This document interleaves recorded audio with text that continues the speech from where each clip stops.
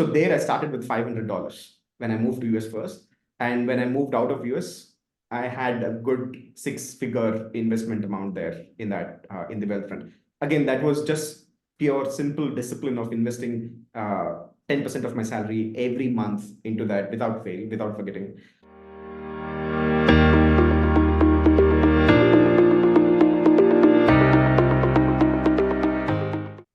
Awesome. Welcome everyone to another freshly brewed episode of Chaipekharcha. We have a very special guest with us today. Welcome Pavan to the podcast. Thank you so much for joining us. So Pavan is obviously from India. He has lived across India, Singapore, and US, and he's now currently back in Singapore for the next stint of his career. He works at Meta. He's married for almost the last 6 years and has a 4-year-old son. In his free time, Pawan likes to listen to podcasts, which is awesome, and also reading about history and mythology. Welcome, Pawan. Thank you. It's a privilege being here, folks. Thanks for inviting me. It's our honor. Pawan, just to get us started, maybe do you want to share a little bit about your life, like growing up years, education, career, anything you want to share, just so that people know who exactly you are? Okay, let me start. I got placed in Bajaj Allianz as a management trainee. It was again a very good experience for the first year of my journey. For the first year, you are put through multiple departments within the company or every department, and you're expected to spend about 3 months. So for the first 3 months, they put you through three major departments: operations, underwriting, and claims, which are like major departments in any insurance company. And then for the last 3 months, they give you a small office. They make you the manager for a very small office, and you're expected to manage P&L of that for 3 months. And at the end of the quarter that you're assigned, you are expected to produce a profit. And if you produce a profit, you clear your management traineeship, and you join the cadre as an assistant manager. And that company had one of the most structured management training programs in the insurance industry at that time, and even today, I'm guessing. So that gave me lots of insights. I chose to join their operations team, and after management training periodship, it was again like very, I would say bad, but an experience that I didn't like much. It was a very typical Indian kind of a management where there was a lot of micromanagement. There was a lot of focus on like how many reports you did in a particular day, how many reports you pushed, how long did you stay in the office. Those things mattered quite a bit than your actual performance, which was not an environment that I wanted to be. So I just quit the office one day. I was like, I'm done. I don't want to stay in this environment. I did not have any job. And that was the time when I also wanted to become a consultant really badly in my life. I was to every single consulting company out there, and I was getting rejected everywhere, left, right, and center. So one of my friend's wife was a recruiter in BCG, India. And I spoke to her, and she said, Pavan, there are only two ways to get into a consulting company. One, get your MBA from one of the premier institutes, like an IIM, ISB, one of these institutes. Or two, work in the core industry for about 10, 15 years. Maybe 10, 15 is a little bit high, but at least get some solid experience under your belt from one of those core industries, and then join as a lateral entry into one of these consulting firms. So I couldn't wait for like 5 years. So I thought I'll do second MBA. And I quit my job, started preparing for CAT. And I took a break of about 6 months, prepared for CAT, went ahead, gave CAT. I got about 97 or 98% or something. And that was not enough to get into IIM A, B, C, or LK. I got into IIM Raipur or something, and I didn't find value in it. I was like, I'm doing second MBA. I'd rather do it from like a premier IIM rather than settle for something else. So that went away.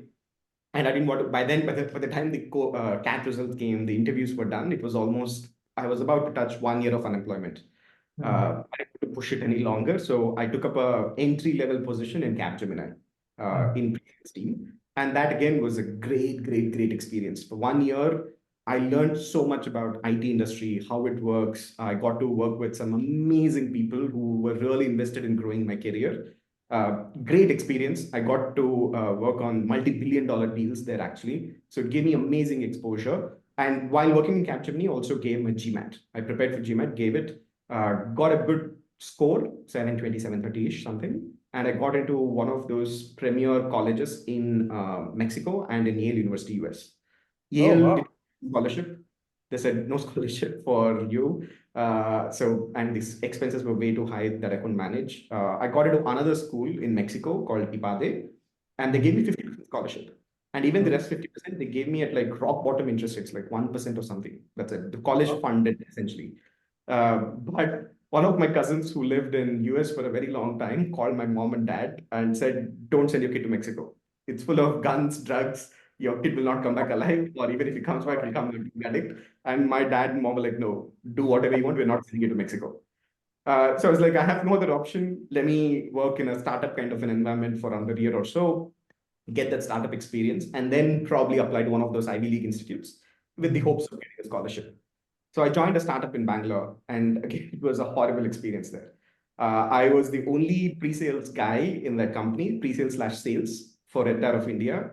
And the CEO would call me at like 2:30 a.m. in the morning because I did not put the right punctuation mark in the proposal that we had to send out, or the shade of gray that I used was not the right shade of gray. But I did learn. The CEO is still a personal friend. He does invite me often to his office, to his outings. So I did learn quite a bit. But at the end, again, I was like, about 6 months into the job, I decided to quit and I started mass applying everywhere, wherever I could get a chance. And one of those companies was Facebook. I did not get any response from anyone, and ultimately, Facebook called me. I cleared the interview, got through, and I was so sure that it's not going to be me that I prepared to leave the office on my joining day. I was like, they'll see my face, and then they'll realize that they messed up and they rolled out the offer to the wrong person, and then they'll be like, go back, we don't need you. So I was mentally prepared for that, but none of that happened. And yeah, that was in 2014. So 10 years in Meta, multiple countries. Here we are. That's amazing, man. Thanks so much for sharing in such detail about your journey and how I think your life experiences have kind of, I think for everyone, shaped the person that you are today. Uh, Funnily enough, my own story of joining Meta is very similar. Like, till the date of my joining, I was sure that this is some kind of a scam. At some point of time, I'll discover that this is all just a hoax to steal some money from me, and I will like they'll realize I actually don't have any money. I actually have a student loan, and then they'll just throw me out. But then ultimately, it turned out that it is the real company that has hired me, and then I think rest is history, as they say. Tell me a little bit about how your financial thought process was shaping up during this time. And I'm going to assume that once you landed at Meta, I'm sure your salary was obviously increasing over time, depending on like first company, second company, and so on. And then obviously Meta is where you spent nearly the last decade of your career. How has that shaped up for you? And from your day one at Meta to where you are today, what does that look like? Uh, Financially, my salary when I joined Bajaj Allianz initially, I joined at a fairly good package for those times. I joined at about 7 lakhs ish per annum, something, which is considered to be fairly good. And again, because it was insurance industry, the bonuses were pretty huge. If you met all your targets, you would be paid about 2 to 3 months of your salary as bonus. So that way, it was a lot of money. I had absolutely no problem with that. I managed to pay off my first MBA's education loan from my experience at Bajaj Allianz for about a year and a half or so. So that was pretty great. But after I quit and when I joined Capgemini, I took almost like a 50% cut in my pay. Uh, Primarily because the job market was pretty bad. I didn't want to go back to insurance industry and I was starting from fresh in IT. They cut my package in half and they were pretty open about it and they said, we're taking you in as a fresher.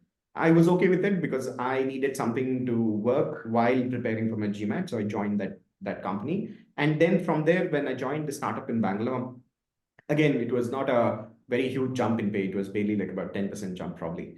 And again, because I was living from Pune, I moved to Bangalore. In Pune, I had a lot of friends from my MBA days. We would share a room and I was living with them. The expenses were quite low. In Bangalore, I moved in, but again, I moved in with one of my MBA friends itself. But we were just the two of us. And the other friend was married, and both his wife and him were very gracious to extend a small room in their huge apartment to me. But still, the expenses went up, and the 10% didn't matter much. There were days when I would go hungry just because I didn't have money at all left in my ATM. Oh, And also I was probably in the early days of my financial journey. I was always maxing out my credit cards, and I would pay those credit cards using minimum payments. So the interest itself was like huge that was getting added up. yes. And that got worse after I joined Meta. When I joined Meta, I got a good hike, like almost a 30-40% hike in my salary, just base salary, not counting bonus or equity. Mm. Uh, that was a pretty good jump. And yet, I, for some reason, managed to save. I worked in Facebook India from 2014 October till 2016 July-ish. Mm. And in almost 2 years, I had savings of only about 1 lakh. Okay. Uh, Yeah. so there's not much at all. Like I remember when I moved to Singapore, at that time in Facebook, the cop card that we had got cancelled because I was transferring from a different country. And they would issue me a new cop card here, but it took me about a couple of months to get that cop card. And till then, the idea was that I would pay for the accommodation and then Facebook would reimburse me. Okay. Uh, so I didn't have money to pay for that accommodation in Singapore dollars. It was such a bad situation. Oh, Desperate attempt, I wrote an email to the HR saying, I don't have money at all. So please help me. And then they were like, okay, fine, don't worry. We'll arrange some payment. And ultimately they managed it. So nice. that's how bad it was. But moving to Singapore was a great move for me financially. Mm. Um, that was the first time I was truly living alone. I've been outside of home from my graduation days, but during graduation, I was living with my uncle. And then MBA, I was living in hostel, so not many expenses. And again, first job in Bajaj, the income was way above what my expenditure at that time used to be. So I never really felt the financial pinch, or that was also early stages in the career. So I didn't care much about savings. Mm. But moving to Singapore was the first time when I started living alone truly.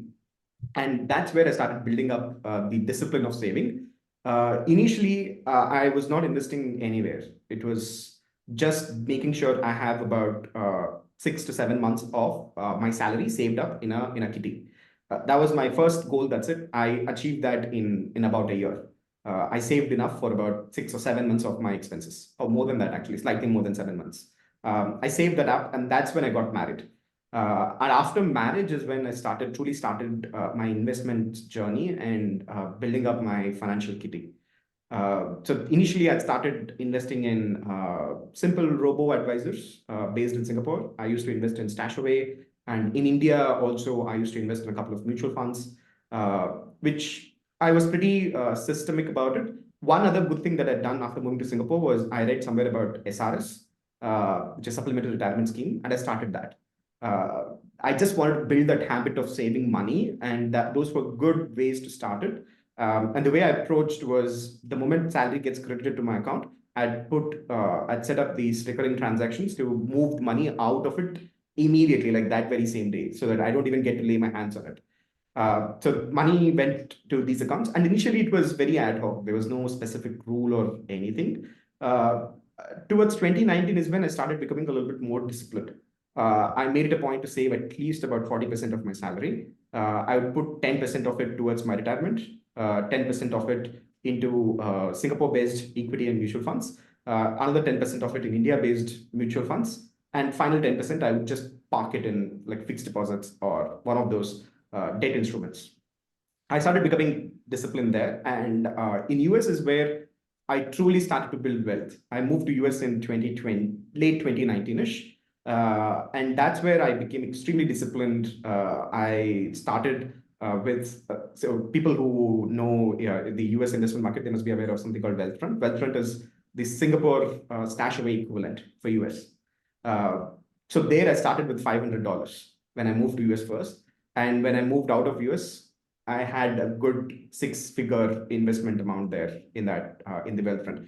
Again, that was just pure, simple discipline of investing 10% of my salary every month into that without fail, without forgetting.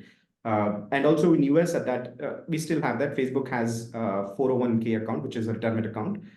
So I would max out the contribution that Meta used to pay or Meta used to match.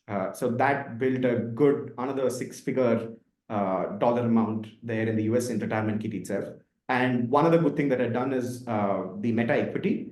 I had totally forgotten about that, and I did not sell even a single share that I got right from the day I joined. So that has itself become quite a sizable portion, almost like I would say about 40-45% of my overall wealth is in FB equity, which is a bit worrisome. I'm thinking of diversifying a little bit now. But yeah, because that was not a huge concern till now, but now it has started to become a concern with the share price going up drastically. So, and in the meantime, when I was in US, I also bought a home in India, and for some strange reason, having a loan or having an EMI to pay every month gives me spooks. So I liquidated a few of my assets and I paid off the loan completely. Primarily because the interest rates when I took the loan were pretty low. It was 2021. The interest rates were very low. I got it at about 6% or something. And by 2023 early, it had almost gone up to 9.5%, which was way too expensive and I was paying a lot of amount of interest. So I thought it's probably better I break a few investments and pay it off. So I paid it off and I have like one home that is truly mine, no debt attached to it. Amazing.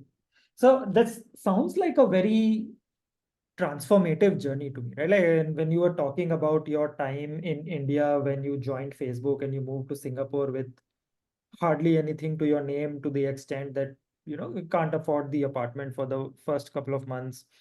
What changed to bring that sense of discipline and maybe that sense of responsibility? Question one. Question two, how did you educate yourself on what is the right thing to do, or how do you want to manage your money? How did you educate yourself? Okay, so first question, what changed?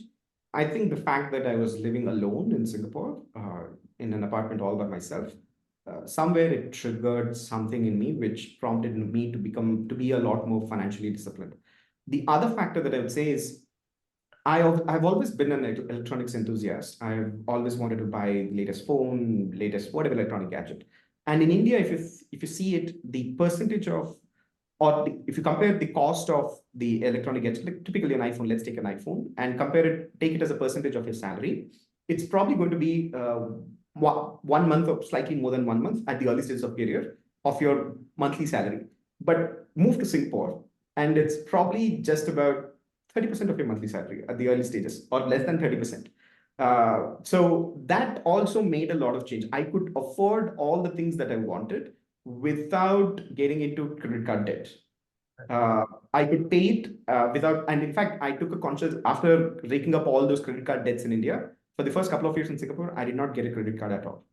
I just had my debit card, that's it. And whatever I wanted to buy, I bought it solely on that, primarily because I knew there's a tendency in me to probably overspend. And if I have that temptation, I might just go overboard. So I avoided that completely by not even having it.